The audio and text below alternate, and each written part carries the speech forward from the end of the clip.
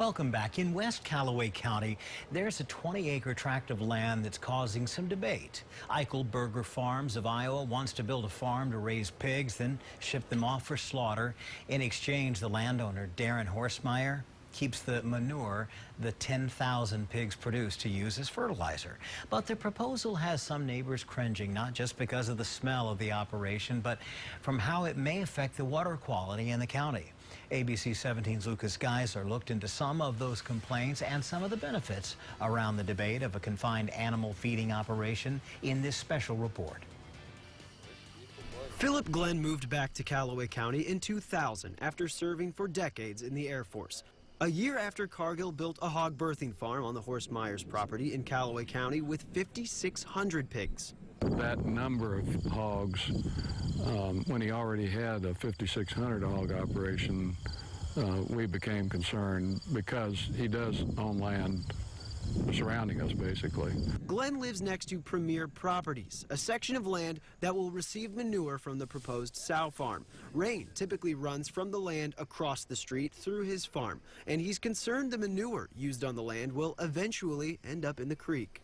So you can go around anywhere in Callaway County after these spring rains, and you can see deep cuts in the field. There's no doubt in my mind there's erosion, and it's in the most inopportune time in the spring and the fall, and that's when they plan on applying the waste. According to the agreements Eichelberger Farms signed with 4 landowners in Callaway County, manure produced from the pigs will go on nearly 1,500 acres of land, put directly into the ground from a truck in the spring and fall.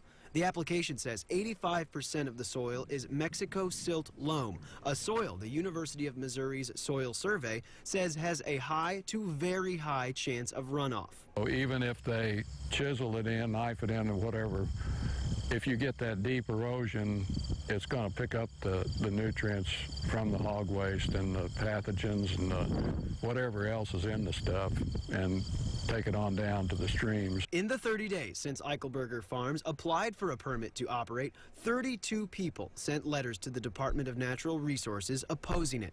Many, including the Dean of Faculty at Westminster College, feared it would affect the water quality. Not one person wrote a letter to support the proposed sow farm. Kenny Brinker of Brinker Farms built a similar operation in 1994. While it houses fewer pigs than the one proposed by Eichelberger Farms, Brinker says it stops more manure from getting in streams than having the pigs live outside.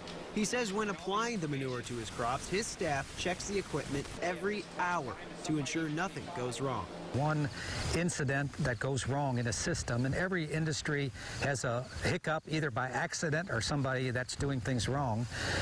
But when it seems like in our industry, when one of those pop up, it sure gets a lot of media attention and it just doesn't go away. Brinker also says these sow farms are the cost of doing business nowadays for farmers. But for Glenn, he says he doesn't want to stop farmers from doing what they want, but wants to make sure he knows exactly how these things will work. I definitely don't have the answer. I'm just raising the concerns, and it seems like nobody wants to talk to us, so we just keep crying in the wind. Mr. Glenn and others may get the answers they're looking for. DNR will hold a public hearing November 6th at Hatton-McCready Elementary School to address those worried about the effects on the water quality. Other public hearings on the issue have been organized by the community, not a state agency, though. And the Department of Natural Resources still has to choose whether or not to allow Eichelberger Farms to build. So far, Eichelberger Farms has not returned our calls for this story.